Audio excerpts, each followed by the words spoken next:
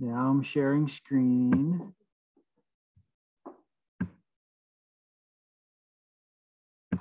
Now I'm starting the PowerPoint.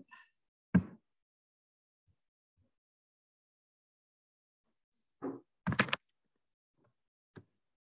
think we're good. How is he going to tie Will Smith into the U.S. Constitution? Let's just see. So Thursday, we have the book review. So a shorter class, but do come so we can talk about the book review. I can answer any questions you might have. I would encourage you to start reading in the book. You don't have to do any writing, but at least get into the book so you can ask questions that you might have about it. Sound good? All right, so that's Thursday. So today, lecture. Tom Paine's 1776 edition of Common Sense contained these lines. We have it in our power to begin the world again. A time like this has not presented itself since the days of Noah. Paine captured the radicalness of the American Revolution that I've been trying to communicate, right? For some of the colonists, they imagined a much more conservative revolution. They imagined securing home rule from England, but they did not want to upset the social order within the colonies. For others, that other American Revolution that I talked about last week, they imagined a more fundamental restructuring, not just of our relationship with England, but our relationship with each other.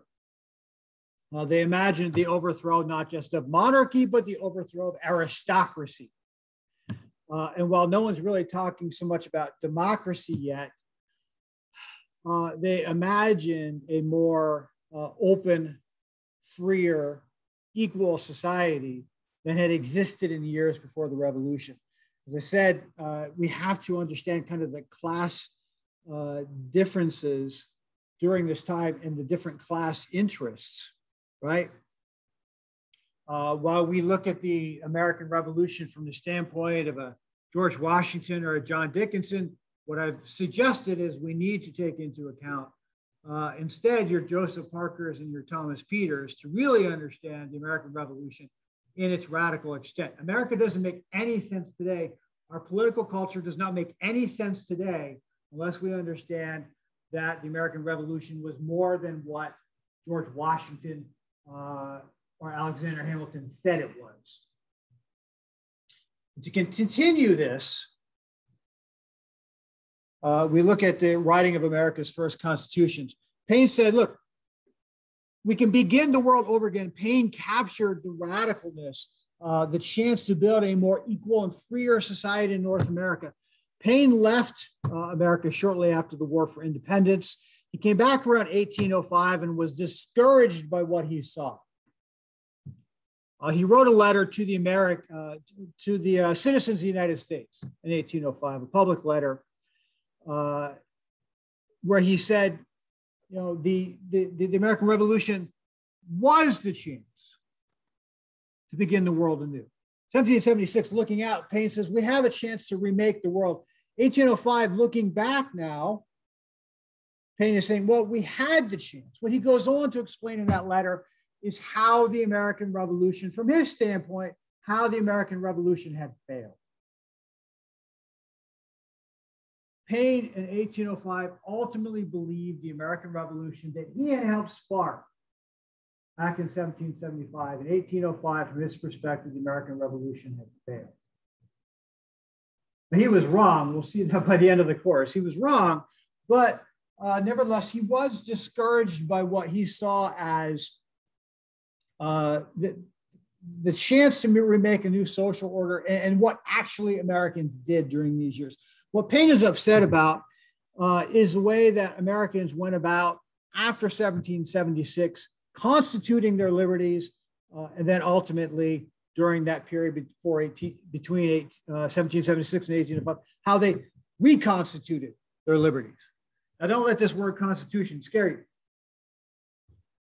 Look, here's my point in the lecture today and next week. There is no such thing as pure liberty or pure freedom, right? Liberty, to be effective, always has to be structured or limited in some kind of way.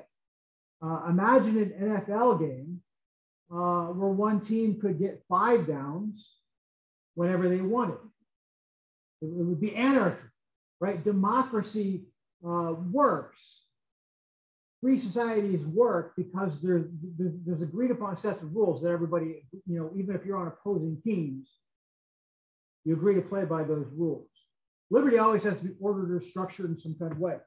The way in the English tradition, now the American tradition, that we go about ordering our liberties is through the writing of constitutions. We constitute our liberties. Okay, we write up constitutions specifying how our government is to work, what powers they have over us, what powers they do not have over us, what rights we have. What Paine is upset about is the way the Americans went about first constituting their liberties, but while he was gone, the way the Americans reconstituted their liberties.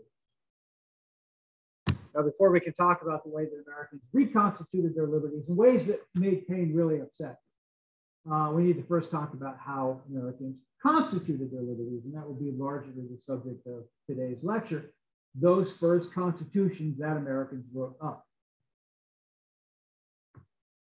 When we declared independence from England in 1776,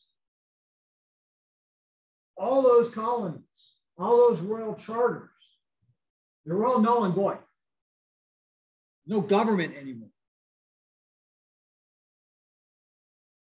One of the pressing needs, and you find it the colonies even before 1776, as some are seeing the handwriting on the wall, they're already realizing, look, if we break away from England, we need some kind of, we need like a roadmap or a blueprint in place. What's that going to be? So as early as 1775, colonies are already starting to write up new constitutions. Given our freedom from England, how do we want to go about constituting our liberties? How do we want to go about ordering our new government? And to kind of, we're not going to look at every state constitution that was written up, but to look at not really a representative, but a more radical instance of a constitution that was written up. We're going to come back to good old Pennsylvania and good old Philadelphia. As we should, it's the largest state, the largest colony at this time. And it's where our first national capital would be. And so, Liberty Bell and all that stuff. It's kind of important. So it makes sense for us to kind of focus here. When last we talked about Pennsylvania, Pennsylvanians had made a pretty bold decision, right? Their elected leaders did not want to declare independence from England. Right? That's in your notes. They did not want to declare independence from England. Tom Paine, Joseph Parker, 4,000 of their buddies got together in May of 1776 and said, you know what? The legislature of Pennsylvania does not represent the will of the people. So, that's no longer our legislature. Pennsylvania no longer, even before 1776, Pennsylvanians got together in Philadelphia, Center City, and said, we don't have a government anymore because our government doesn't represent what we want. We want independence. Our government refuses to accept that. Ultimately, the government, relented. They kind of realized, all right, so we can't really stop what the people want at this point. Ultimately, the government and John Dickinson Dickinson never did, right? He left the room. The Pennsylvanian leadership was forced to vote for independence in June of 1776. But too late by that point. People of Pennsylvania with Paine and Parker, they already decided, forget this government. We're creating a new one. We're writing a new one up. We don't want to live under the old government. We're going to write up a new constitution. So as early as May of 1776, even before we formally break away from England, the people of Pennsylvania decided we need a new constitution. We need a government that represents how we believe our interests should be, reflected. And it's not under this kind of old government. The guy who would lead the writing of this new constitution was a man named James Canning. Pennsylvania's Constitution in 1776 has been called a militiaman's constitution because it was predominantly men who served up to fight in Pennsylvania's militia against the British who could vote in this new government that was just being formed. Cannon, you know, while Joseph Parker and Tom Paine were doing those things, James Cannon was running around putting up advertisements, right? The 18th century equivalent of Facebook posts. He's literally putting up papers on posts saying, great, and these are his words, great and overgrown rich men will be improper to be trusted with the writing of the new Constitution. Cannon says, as we look forward to writing a new government for Pennsylvania, we can't trust rich people to write this government. We can't trust people like John Dickinson to write a new government for us. So the people say, okay, Cannon, we hear you. You write this up. Cannon was a math teacher. Not the last person you would expect to write up a new constitution for Pennsylvania, but still really radical for the time, right? A math teacher, a person of education, but not of any kind of wealth, is not somebody you would expect to take a lead in writing a new constitution for the largest colony, the central colony in America at this time. Cannon gathers some interesting people around him to help him out. Yeah, he's got Tom Paine, Ben Franklin, they'll be there too, but he gathers some other people too. A clockmaker, you know, one of these mechanics, skilled workers, part of the working class. Again, not somebody you would pick to write up a new constitution, but these are unusual times. A clockmaker, a farmer. Farmers writing up a new government for Pennsylvania, okay. And a brewer, a guy who deals in alcohol all day, is working with Cannon to write up a new government for Pennsylvania. But as I said, again, we have to understand how class conflict is shaping not just the decision for independence, but now the shape of independence. What is the American Revolution ultimately going to mean? Even before July 4, 1776, Pennsylvanians are already trying to answer that question. They're already trying to figure out, what is our independence from England? What is our freedom going to look like? What is the American Revolution going to mean for us? Now, when you look at other state constitutions written during this time, many of them were pretty conservative. Pennsylvania's was not representative, it was radical. And that's why we're talking about it, because it expresses the, not for all colonists, but for some, in this case, Pennsylvanians, it expresses how radical the American Revolution was imagined by some of our founding generation. So Cannon and his team with Franklin and Tom Paine in tow, they released his new constitution in the summer of 1776. It's got some interesting features. One of the things that stands out about this constitution, and I should say that the predominant word that Pennsylvanians used to describe themselves was freemen. They understood themselves to be freemen, and they understood Pennsylvania, I think, one of three of the colonies to identify as a commonwealth. Pennsylvania still today identifies as a commonwealth, a community committed to the common good. The commonwealth literally means. Some things stand out as unique about this Constitution. First, this legislature will be unicameral, not bicameral. And you're all at 12:40 on a Tuesday afternoon, ready to talk about the difference between a unicameral and a bicameral legislature, right? What's the difference? Bicameral, like there's two houses, and unicameral, there's just one house, yeah. We are used to bicameral legislature, right? Our current constitution, the one that we'll be talking about next Tuesday, is bicameral. It's got two houses, House of Representatives and Senate. Most state governments are bicameral. Most of the state constitutions at this time established bicameral legislatures. Pennsylvania was unique in establishing a unicameral legislature, just one house. Why is it that most colonies established bicameral legislatures? When they were writing up their new governments, what was their model? Why did they go to? Yes, checks and balances, right? That kind of Republican philosophy of we don't want to centralize power, you know, so rather than this kind of one legislature, we're going to have two and kind of check and balance each other. But I mean, what was probably the model that most of the colonists were looking to when they created their new government? Well, the federal government and Britain.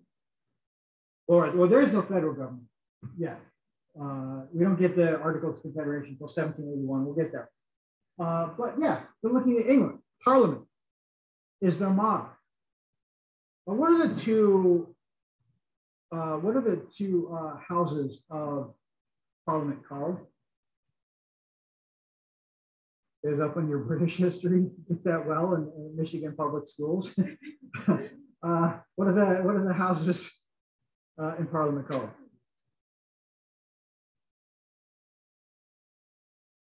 Isn't it House of Lords and House of Commons? The House of Lords and the House of Commons. Think about those two words, Commons and Lords. They're built into the very structure of England's legislature is aristocracy. Some people are commoners, some people are lords. You see maybe why Pennsylvanians went unicameral. Unicameral was a class decision. It was a rejection of British aristocracy. It was a rejection of aristocracy within North America. It was trying to say, we are one Pennsylvania. We should have one house representing us. We don't want to have commoners and lords here in Pennsylvania. We are a commonwealth of freemen. We should have one legislature representing us. Unicameralism, in other words, was a class decision by canon and the writers of the Constitution. Interestingly, legislatures in Pennsylvania's new government only served one-year terms. Now, the House of Representatives today serve two-year terms. We talk about the problem of perpetual campaigning, right? No sooner do you get in office as a House of Representative, when you immediately have to start campaigning for re-election because you only got like 2 years. Right? Imagine having just 1 year in Pennsylvania. If you're constantly trying to raise support, you even get a chance to actually do some real legislating. Why did the people of Pennsylvania, do you think, why did they choose that their legislators would have this 1 year term? What do you think they were thinking? I should say justices had 7-year terms. They didn't serve for life. Our justices served for life, not under Pennsylvania's government. They served 7-year terms. Why?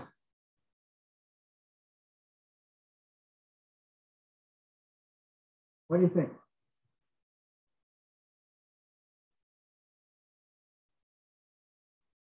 Why would you want a legislator with 1 year terms?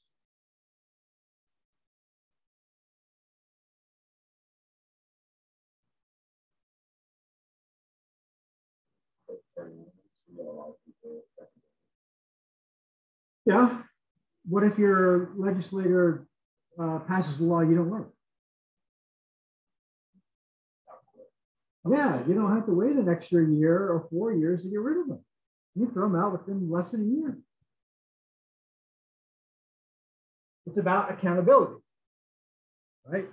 An accountability that is just not built into colonial society, colonial government at this time. But Pennsylvania is going to a radical extent to build in this kind of accountability. So term limits for justices, 1 year terms for legislatures. Pennsylvania will have an executive branch. They will have a president, but the president is not like the president of the United States that we know today. The president presides over what they call the Supreme Executive Council. Pennsylvania's executive branch was technically like 15 people. The president, there was a president who kind of, organized the 15, but still the executive branch was not one person. It was like 15 people. And it was extremely weak executive too. The Supreme Executive Council did not have any veto power. Imagine an executive without any veto power. Just has to do what the legislature says. Hey, we passed this law. The executive branch is like, okay, we got to enforce it. Right? I mean, really weak. No power really to use this. Why do you think Pennsylvanians wanted a weak executive?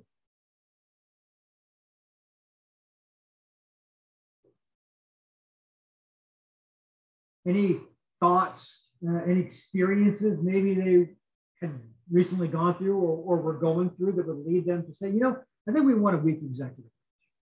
We want a weak president.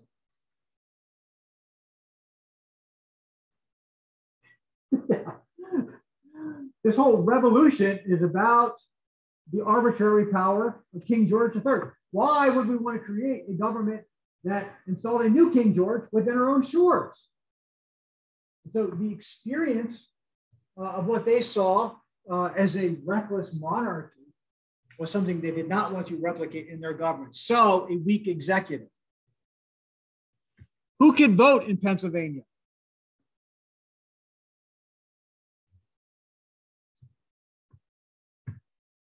In years, including in Pennsylvania, before 1776, it wasn't enough just to be male.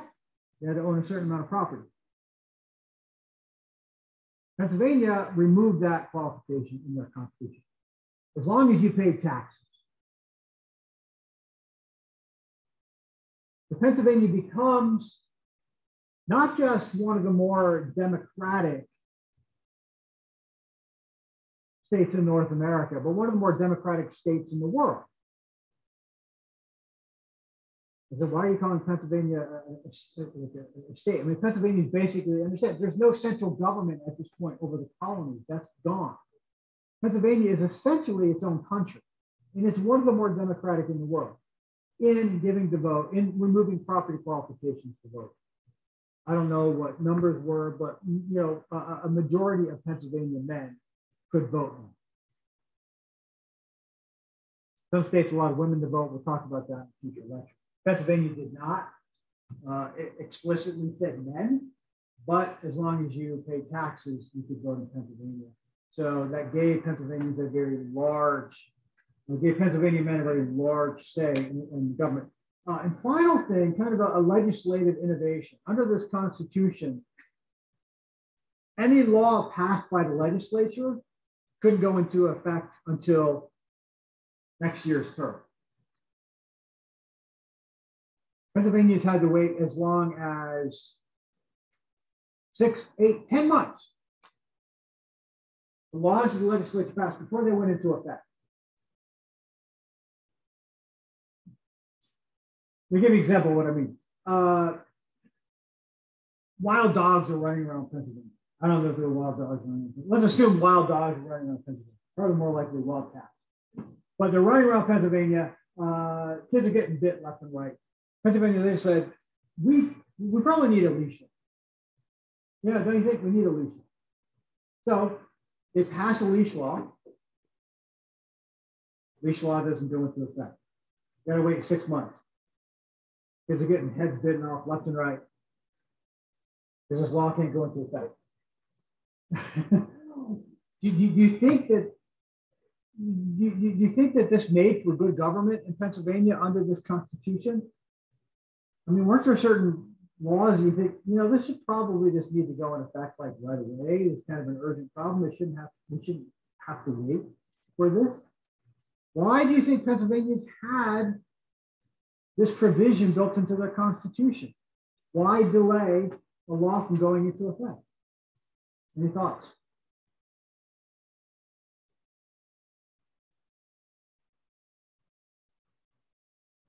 Why would Pennsylvanians want laws to be delayed to go into effect until the next legislative session?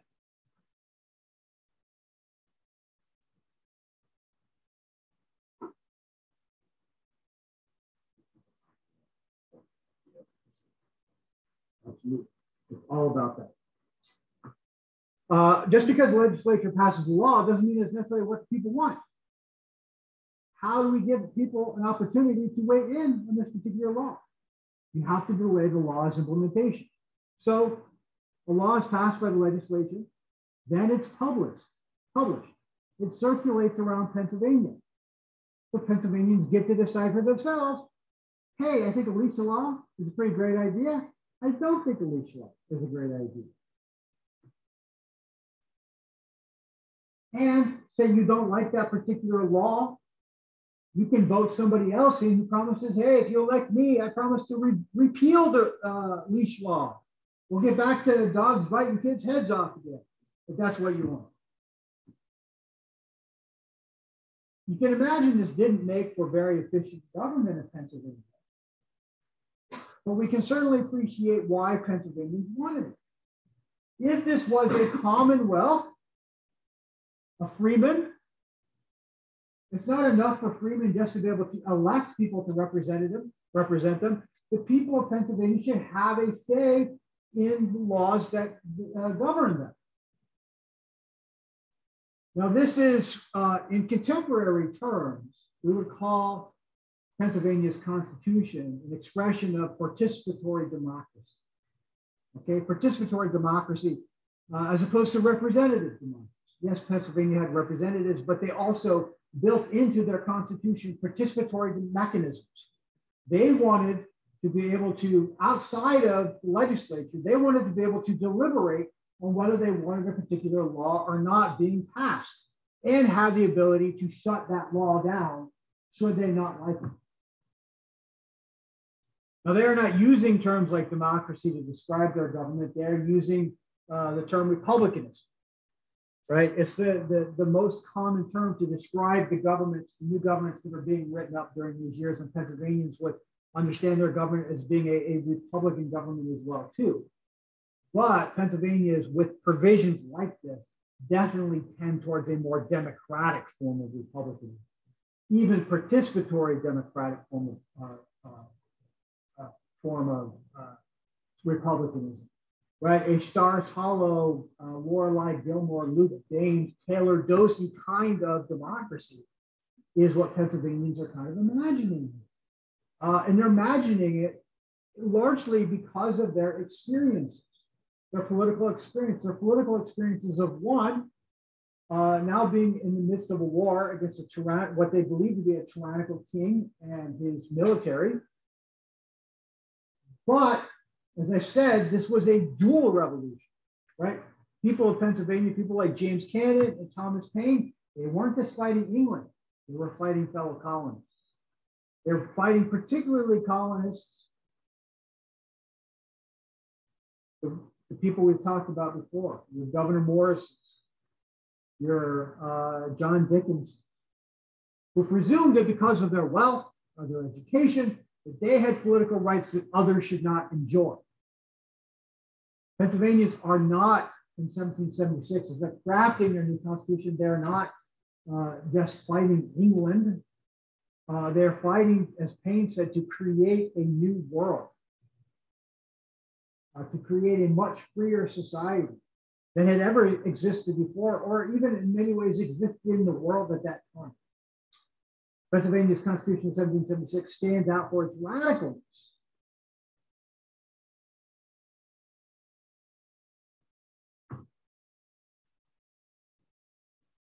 Now, I wish I could say that this government worked pretty well, but honestly, it didn't. It was not a great government.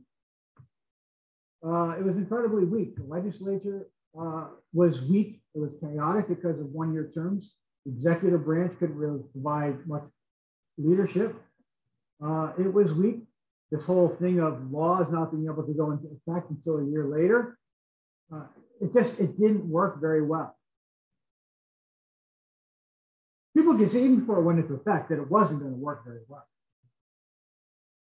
Ben Franklin presided in the summer of 1776 with the ratification of this new constitution, and his friends were coming to him saying, Ben, this government's terrible. It gives way too much power to that crapulous master, John Adams. He gives way too much power. It's not going to work. To which Franklin's response was, yeah, you're probably right. It's not a great government. But it's where the people are at. And we just have to go with it. Now I'm summarizing him very much. But I mean, that's essentially Franklin's kind of pragmatic attitude. This is where the people are at. We have to understand these constitutions that are being written up as kind of like mirrors. What did the colonists in 1776, as they're fighting for their liberty, what they perceived to be English tyranny, what did liberty mean to them? What did liberty look like to them? You look at several state constitutions, Virginia's, New York's, and liberty looks like, well, freedom from England, but pretty much the social order that was there before the Revolution. The governments just were not, the governments of those other big states were just not that different. There were property qualifications for voting maintained in New York and Virginia. Strong executive, bicameral legislature. Some colonies went more radical than Pennsylvania. The people of Western New York were so frustrated by New York's constitution that they actually broke off from New York and formed the state of Vermont. Vermont's constitution, you didn't have to pay taxes. This had to be a dude. You're a dude, you could vote in Vermont. Vermont was another one of those commonwealths alongside Pennsylvania. What this tells us is the colonists were not in any kind of agreement about what liberty and freedom should mean at this time. These constitutions, if we understand them as mirrors, what we see is the colonists were all over the place in terms of how they wanted to reconstitute their liberties, what they thought of as the meaning, the value of the American Revolution. There's significant disagreements between them. Now, before we move on, Pennsylvania's, as I said, was radical when we compare it to other state constitutions. It's not radical if we compare it to America's first national government.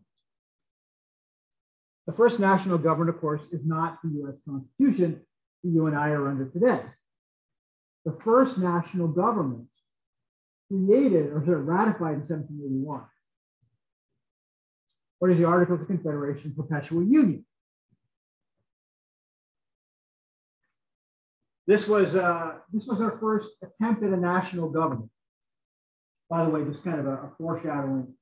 Notice how Americans are calling them, what Americans are calling themselves.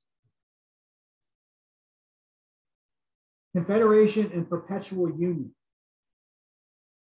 Where have you heard terms like Confederacy and Union at other points in American history? Some more. Yeah, those terms Confederacy and Union didn't come out of nowhere.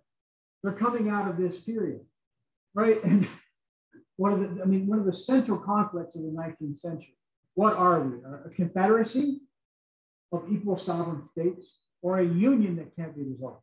The central political question of the 19th century is literally built into our first national government. What are we? A confederacy or a union? Americans first said, yeah. They refused to choose. And big surprise, 70 years later, we end up in a civil war.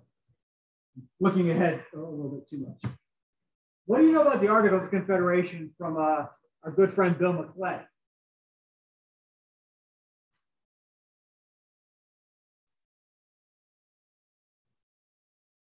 You guys remember the things that you read in the McClay book after writing it? What do you remember about the Articles of Confederation? What are some features of it? Our first national government.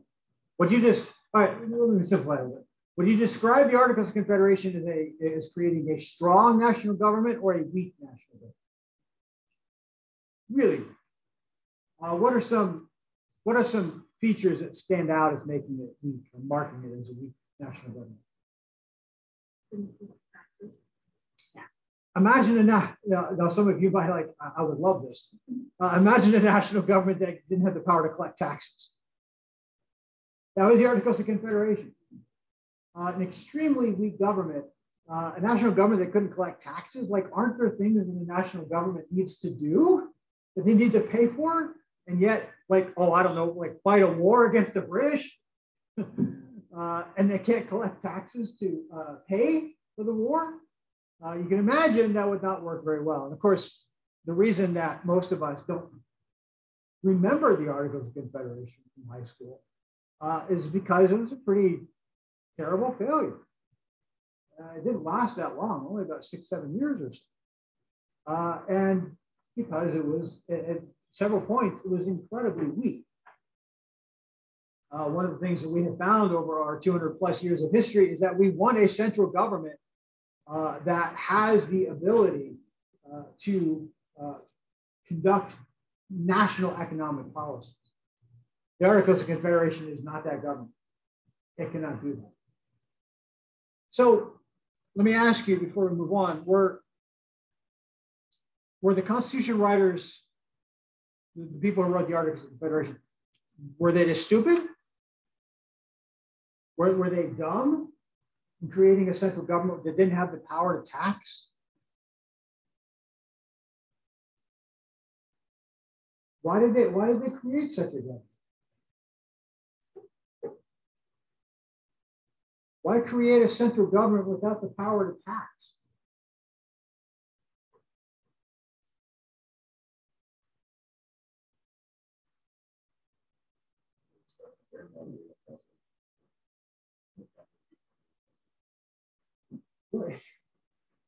What led them into this conflict against England in the first place, and an oppressive tax policy? Why create a central government on your own shores that can conduct an oppressive tax policy? Right? The Articles of Confederation, we don't talk enough about, I think, well, in the colleges where we're supposed to, dig deeper into all of this material. So it's okay that you're not getting into this in grade school. So it's nice if you at least come out of grade school knowing that there was an Articles of Confederation, that our Constitution is our second government. But at this level, I think we need to pay attention to not just move so quickly from, wow, it's a terrible government, it didn't work, to understand why did they create such a government in the first place? And it had everything to do with their experience with England. It had everything to do with the kind of world they imagined going forward. And absolutely, it was a world of states' rights. Absolutely, it was a world of freer men.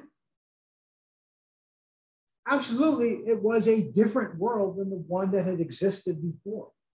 The Articles of Confederation, Perpetual Union, created a weak central government. So the hope was people at local and state levels could lead freer lives. The Articles of Confederation absolutely was consistent with the spirit of 1776, reflected that spirit. We don't want a central government oppressing us. We want a government that, we recognize we need a government to coordinate things like wars, but we don't want a government that is so powerful that it can tyrannize us. And so Pennsylvania's government, even though it was, pretty radical when compared to other state governments, compared to our first national government, the Articles of Confederation, they're pretty consistent. So what I'm saying is there was a lot of support during this time for weak state, and some extent, or certainly weak central government. And what that tells us is that people valued the freedom that they had secured or were in the process of securing from England. They imagined living much freer lives than they had before. As I've said, they imagined not just the overthrow of monarchy in North America, but the overthrow of aristocracy as well, too. And the creation of political and social orders in which freemen, regardless of education and wealth and property you own, freemen would have more political rights and ultimately we'll see more economic opportunities too. This is what the American Revolution meant. For some, not for all. Again, if we look at all these constitutions, compare them against the Articles of Confederation, what we see is there's just no consensus. There's no consensus among Americans about how to constitute their liberties. There's no consensus about the meaning of the American Revolution. And attempts today to try to like find some consensus by looking to the past, by saying, well, we just need to get back to the founding fathers, or we just need to embrace the ideals of the founding fathers. They didn't even know what they wanted going forward. The messes that is our politics today are their messes too. There is no golden age where politics is not messy. All right. There is no golden age where people take political division so seriously that they want to kill each other. That's just life in a free society like the United States. The price of freedom is conflict. We'll talk more about that in the future. But understand this, when we look at these constitutions and we understand them as mirrors into how Americans thought about their liberties, what we see is that they didn't agree. There was no consensus about what the revolution meant, how they should order their liberties going forward. And so, big surprise, they had a pretty hard time fighting the war for independence, right? The only thing the Central Government could do was go to the states and say, like, pretty please, will you give us some money to fight this war? And sometimes states gave them money, sometimes they didn't. It's amazing that we were able to win this war. It wasn't through some great military genius, I think, on our parts. It was predominantly because England was like fighting on our shores. What it would have taken for them to really try to pacify us was a commitment they were not able to make, particularly when the French came in on our side. And so Americans moved forward after 1776 into the 1780s, politically speaking, divided with a real messiness, as we just can't kind of come around to a consensus. What did this thing mean moving forward?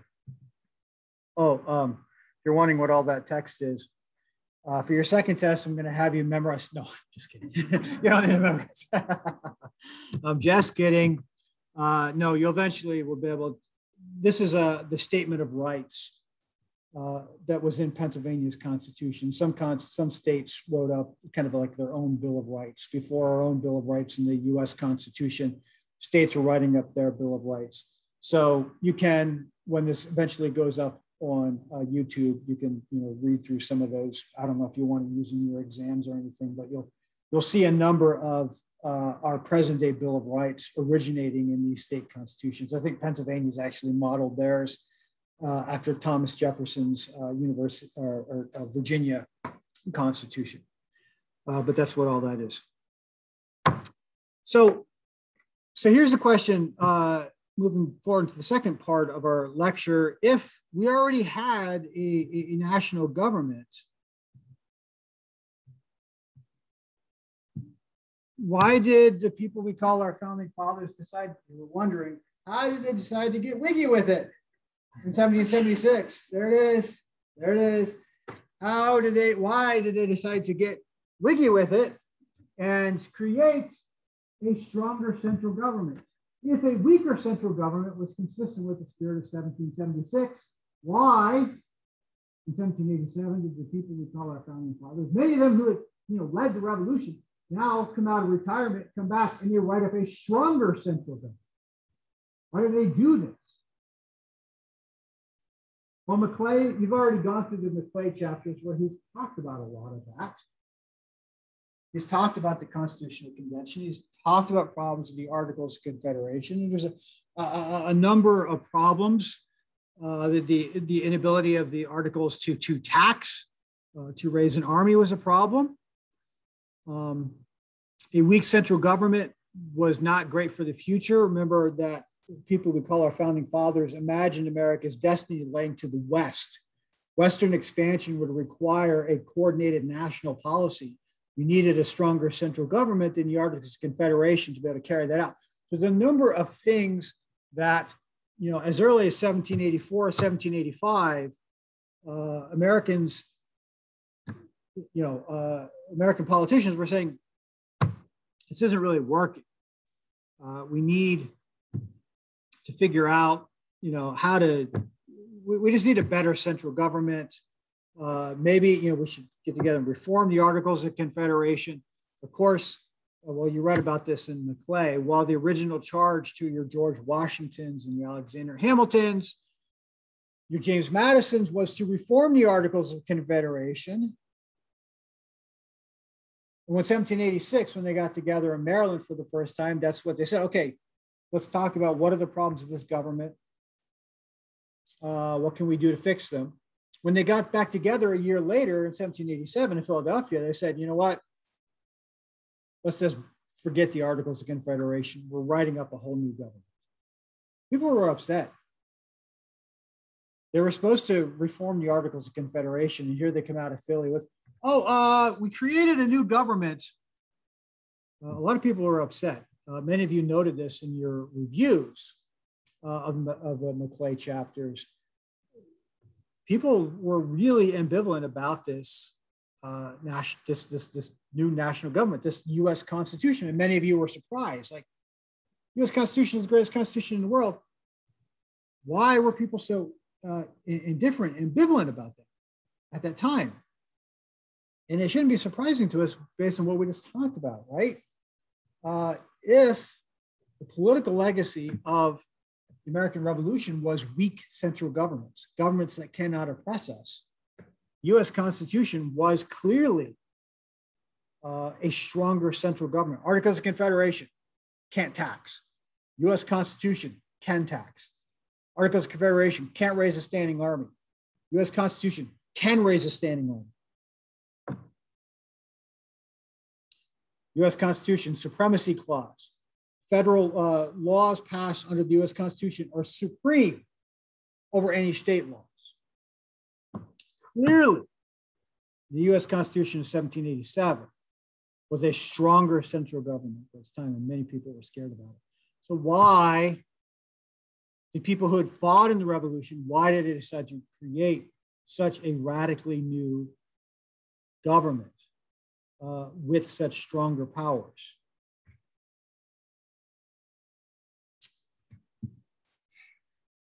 And the answer ultimately comes down to, generally in your textbooks, comes down to one name, Daniel Shays. Daniel Shays goes down in America's history textbooks as the guy who kicked off George Washington. Washington was happy in 1786 in Maryland to say, yeah, the Articles, they have some problems, but let's take some time off and let's talk about how to fix it. And then George Washington learns the name of Daniel Shays up there in Massachusetts. Washington comes back to Philly in 1786 and says, 1787, says, we need a new government. Forget the Articles of Confederation, we need a new government. Daniel Shays. Daniel Shays takes off George Washington. When Washington learns about Daniel Shays, the Shays Rebellion, as it's called, Washington would write a friend of his and said, it seems we've had too optimistic a view of human nature. Washington is saying, it seems that we've, you remember kind of going all the way back to our first lecture on republicanism, where I said the founding fathers divided over the question of who was capable of virtue. You had your more elitist Republicans, and George Washington was one of those elitist Republicans who believed that only persons of wealth and education, a certain kind of socialization, were capable of virtuous action. Washington is looking at Daniel Shay's rebellion and saying, the people are not capable of virtue. They need a stronger central government to rule. We put too much faith in the common man. The common man has given us Daniel Shay's rebellion. Now, as we do in here, rather than just examining Daniel Shays from the standpoint of George Washington, which is how the textbooks remember Daniel Shays, we need to understand Daniel Shays from the standpoint of Daniel Shays.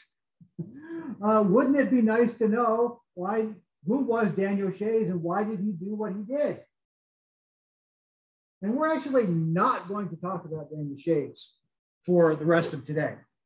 We'll get to him. I'll see if I can come up with a nice summary video of Daniel Shays. It used to be his high school kid. He put together this amazing 2-minute Daniel Shays review, and it was set to 3 Days Grace, Let's Start a Riot.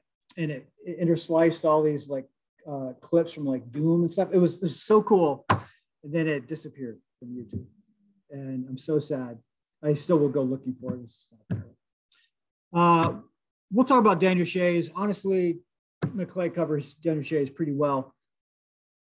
To understand Daniel Shays, we need to understand a larger story going on in the colonies, and that's the subject for the rest of today and into next Tuesday's lecture. To understand Daniel Shays, we have to step back and talk about a different form of class conflict. We've been talking for a while now about class conflict among city folk. Joseph Parker's against John Dickinson. We need to step back and talk about an earlier form of class conflict. I think where this series of lectures began. We need to step back and talk about class conflict between country folk and city, between farmers and city elites. You can't understand Daniel Shays unless you understand that for 30 years, before Daniel Shays' rebellion, farmers had been rising up. Farmers had been organizing and rising up against what they saw as the tyranny of city-based elites. Daniel Shays was not some kind of exception. He was in many ways a 3.0 version of this movement. And so the rest of our time today, we're going to step back and talk about this kind of 30-year movement that Shays is a part of, the so-called regulator movements. Or to be more accurate, regulator movements. There was no one regulator movement during these years. Regulator movements are popping up all over the place. In fact, Daniel Shays' rebellion, some historians would say that Shays' rebellion is better understood as Shays' regulation because it fits this pattern of farmer revolt that had been going on for a couple of decades well before Daniel Shays' rebellion. And so I know this is sometimes hard for students to grasp, so hear me clearly. We're talking with the rest of our time today about the regulator movement that arose in North Carolina in the 1760s, the first of the regulator movements, okay? But understand that the term regulators applies to this entire period. This entire period of America's founding is characterized by varieties of class conflict. And one of those forms was these regulator movements fighting against what they saw as the abuses of city officials. But the original regulator movement is what we're going to focus on with the rest of our lecture today, and that's in North Carolina in the 1760s. What is going on in North Carolina in the 1760s? Specifically, what is going on in the western boundaries of North Carolina? Because it's roughly the same thing that's going on in most of the western boundaries. We've talked about the people who live in the western boundaries of the colonies in previous lectures. These are people, predominantly farmers, and they're people who want to be left alone, right? They have a particular philosophy of life, and that philosophy is leave me the hell alone. They want to be left alone. They want to be free of the rule of city folk, of the king, right? They just want to be left alone. They like the isolation. They like the lifestyle. They like just being in their communities. The one time they are reminded each year that they are not completely free is tax season, and they have to pay their taxes.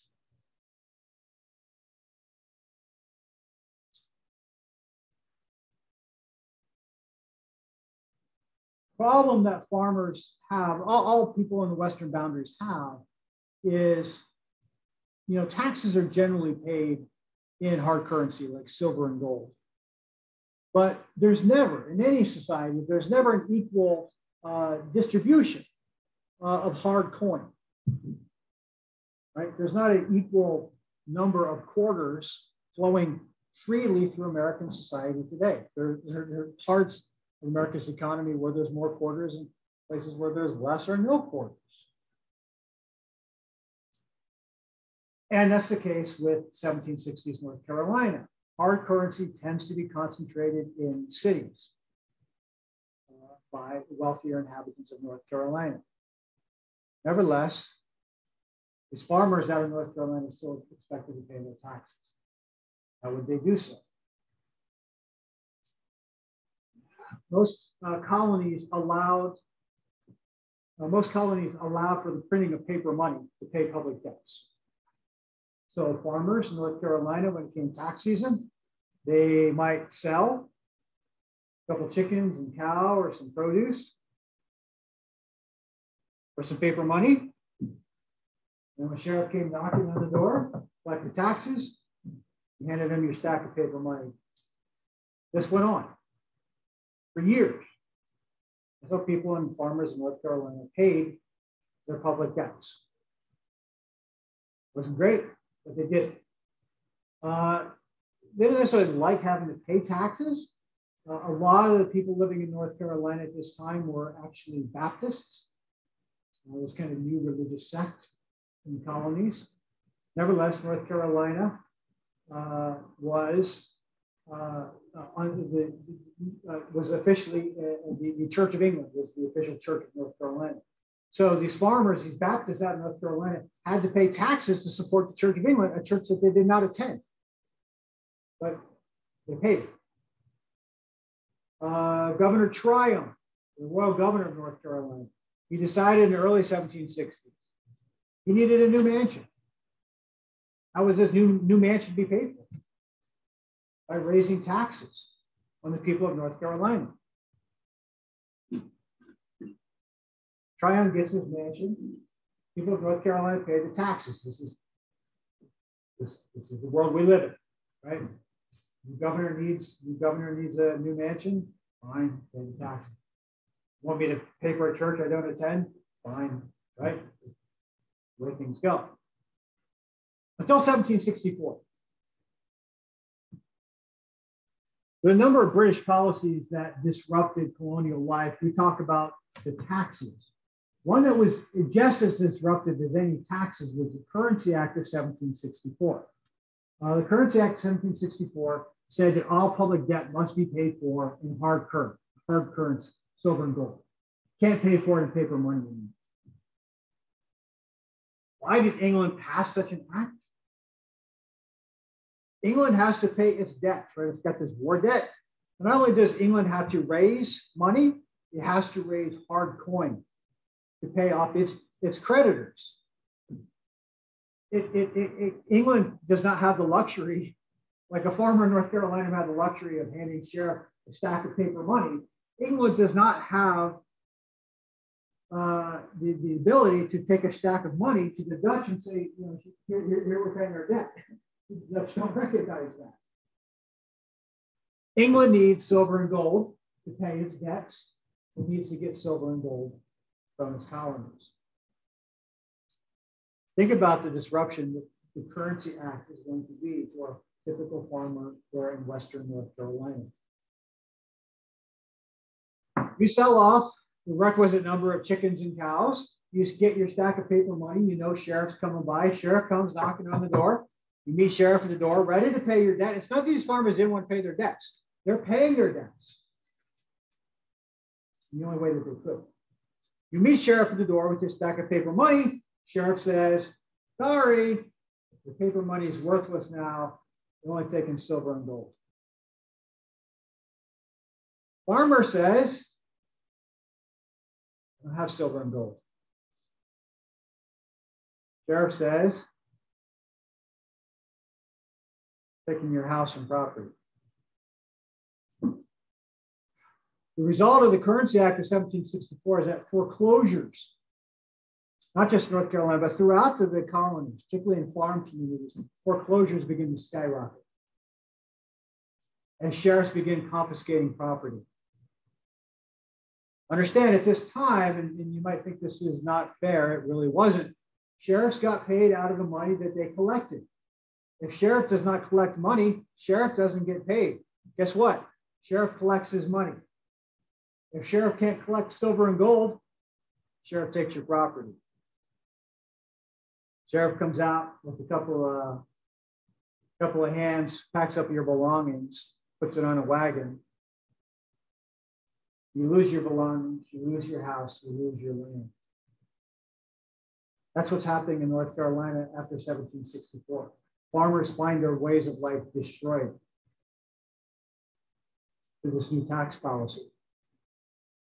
To add insult to injury, sheriff boxes up your stuff, takes it into town. Guess who's waiting for sheriff to show up? Speculators. People who buy low and sell high. These guys show up and they buy up your property dirt cheap. Maybe they even offer to sell it back to you. 4 times what they paid for. Does this strike you as a very fair system going on in North Carolina? Look, it's not like these guys didn't want to pay their taxes. They did. They literally were left with no way to pay their taxes.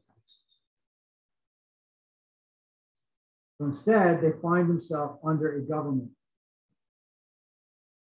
that is destroying their way of life. And they plead with their government. They try to tell them, we don't have the money. We can't do this. We want to pay our taxes. We print paper money. Please print paper money. Government won't respond. To have, in the 1760s in North Carolina, an oppressive tax system and an unresponsive government. Now, in the 1770s, when you had an oppressive tax system and an unresponsive government, what did the Americans do? They started the American Revolution. In the 1760s in North Carolina, when you had an oppressive tax system and an unresponsive government, what did the farmers of North Carolina do? They started the regulation.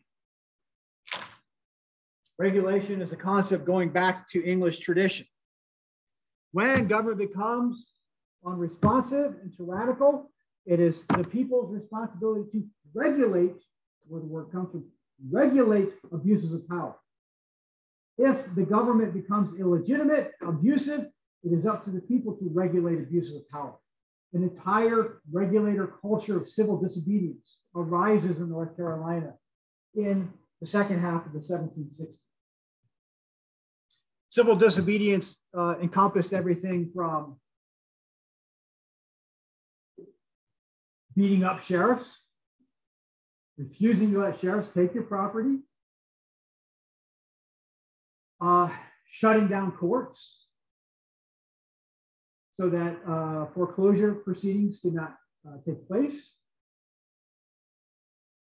breaking friends out of jail who've been arrested for resistance as regulators. I mean, an entire regulator culture. You can go to the website, there are regulator songs, hymns being sung during this time, right? An entire movement of Western North Carolina is arising to oppose what they rightfully saw as a destruction of their way of life.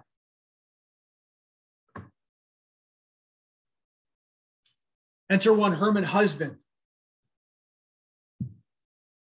Husband, in the second half of the 1760s, emerges as kind of the leader, the spokesperson of the regulators. Husband had gotten in trouble in other colonies. I forget where he got in trouble. He finds himself in North Carolina among these farmers. Husband was a Quaker pastor.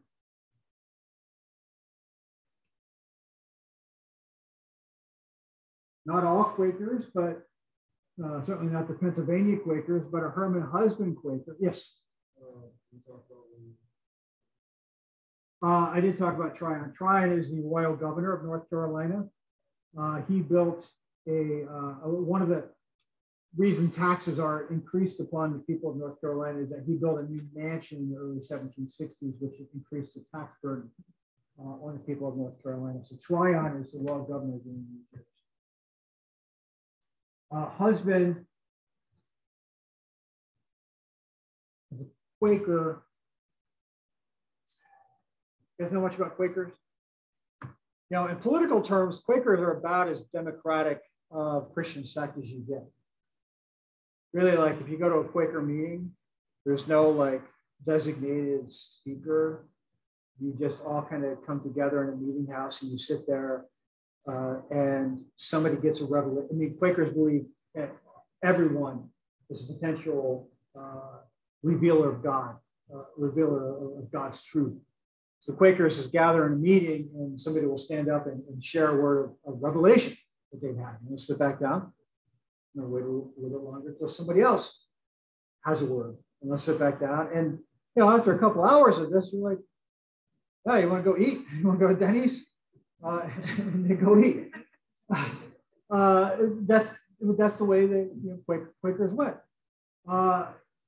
It shouldn't surprise us that Quakers were some of the most radical. Now, again, not in Pennsylvania, but Quakers like Husband were some of the most radical political figures of this era. Husband, recognizing this clear abuse of power on the part of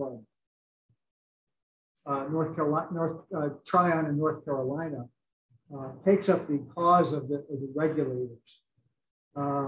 He will, even in 1769, Husband will be elected to North Carolina's House of its legislature. So Husband is now in North Carolina's legislature trying to argue for relief for the regulators. And it's all the kind of stuff that we've talked about. Print paper money, forgive tax debts on farmers, restore property, all these things to try to restore these farmers' ways of life. Husband is there arguing for, he's arguing for some other things too. You know, and this kind of goes back to my point that the struggle with England opened up all these other kind of more democratic reforms or forward-looking reforms. Something that Tryon was arguing for was printing up the proceedings of the legislature. So the legislature meets, like somebody should like take notes, and then we should like publish the notes. We do this, right? There's a congressional record, right? Our congressmen meet. Somebody's there with a pencil taking notes. I guess now with a computer, a laptop, taking notes, right? They write up everything that's said, everything that's decided, and then it's public. So we know what's going on, right? These democratic rights that we take for granted do not exist at this time. It's people like Joseph Harker and Herman Husband who were in legislatures for the first time saying, hey, wouldn't it be nice if we made ourselves a little bit more accountable to the people who put us in office? So Husband and the regulators there calling not just for a relief for these farmers struggling under this tax debt, but calling for essentially a more democratic society and more accountable legislature. Husband is also trying to do something else. As a Quaker, he's a pacifist. And he's really worried that the situation in North Carolina will get out of hand.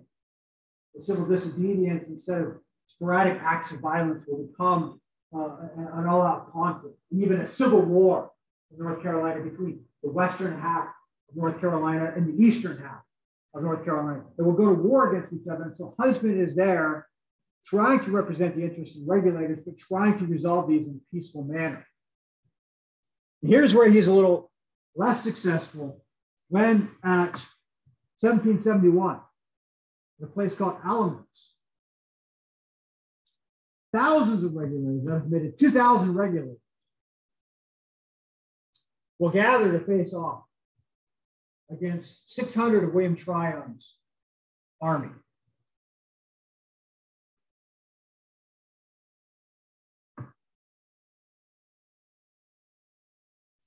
And why don't you remember the Battle of Alamance? Because it doesn't. Ultimately, the farmers backed down. They were not nearly as resourced, coordinated as were Tryon's men. So the regulator movement in North Carolina dies down. It's going to pick up in other places like Massachusetts in the 1780s. But the regulator movement begins to fizzle out in North Carolina. The conditions do not change, but the scale of organization, the threats of all-out civil war, which were there in 1771, fade away. Why remember the regulators? Why is this significant?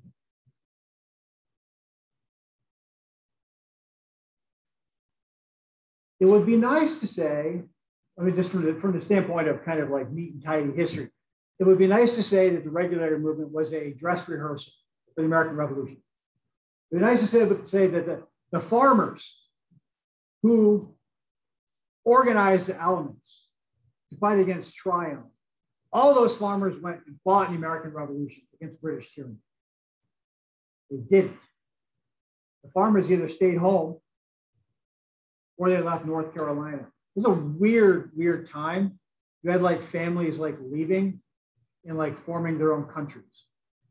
So there were all these like independent countries. Like if you go like far enough in pretty much any of the Western colonies, you just go far enough, you'll find like some people out there who have like formed like the Republic of Sarah, the Republic of John out there. They've created their own societies out there. Weird stuff. So the farmers really did not participate in the American Revolution. Interestingly, several of Tryon's troop leaders, who you would think would fight on the side of the British in the American Revolution, they actually became patriots. They switched sides. They were willing to defend Tryon in 1771, but by 1776, they'd become patriots standing against Tryon and England.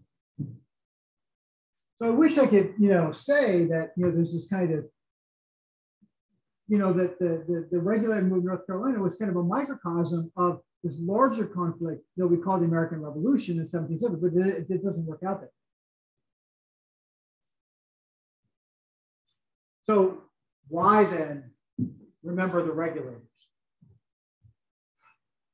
The regulators